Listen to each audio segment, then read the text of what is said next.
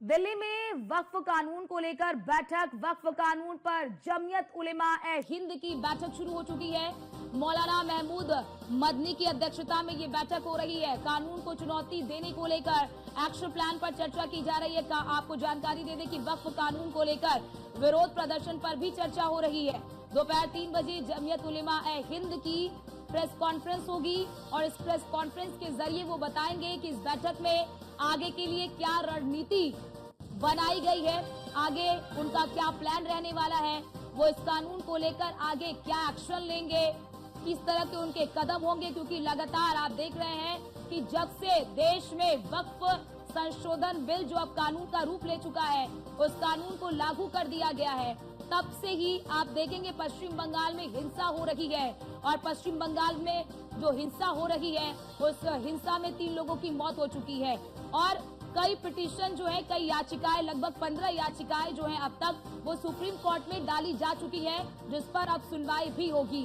अब जो अन्य मुस्लिम संगठन है, क्योंकि वो भी लगातार कुछ ऐसे भी मुस्लिम संगठन है जो इसका विरोध कर रहे हैं। और हमारे साथ हमारे संवाददाता पीयूष तिवारी हमारे साथ जुड़ चुके हैं। पीयूष, जमीयत उलेमा ए हिंद की बैठक हो रही है, ये बैठक किन मायनों में महत्वपूर्ण मानी जाए?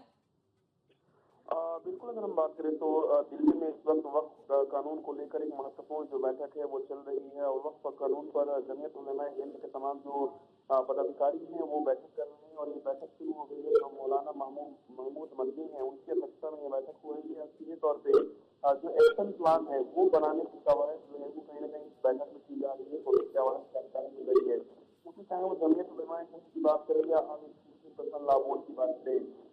पीयूष, इस बैठक में कौन कौन शामिल है?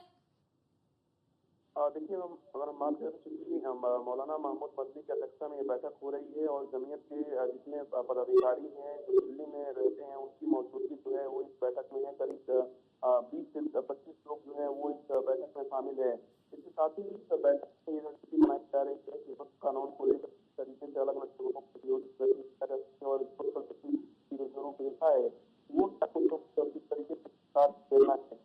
क्योंकि आधिकारिक रूप से करीब 3 बजे के आसपास जमीयत उलेमा ए हिंद की ओर से बाकायदा जो प्रेस कॉन्फ्रेंस है वो की जाएगी और बताया जाएगा कि इस बैठक में क्या कुछ फैसले लिए गए या क्या कुछ रणनीति जो है वो कहीं ना कहीं बनाई गई है। बड़ी बात पीयूष, अभी याचिकाएं सुप्रीम कोर्ट में पड़ी है, लगभग 15 याचिकाएं सुप्रीम कोर्ट में डाली गई हैं, जिस पर अब सुनवाई की तारीख भी तय कर दी गई है। तो सुनवाई से पहले इस बैठक का क्या औचित्य?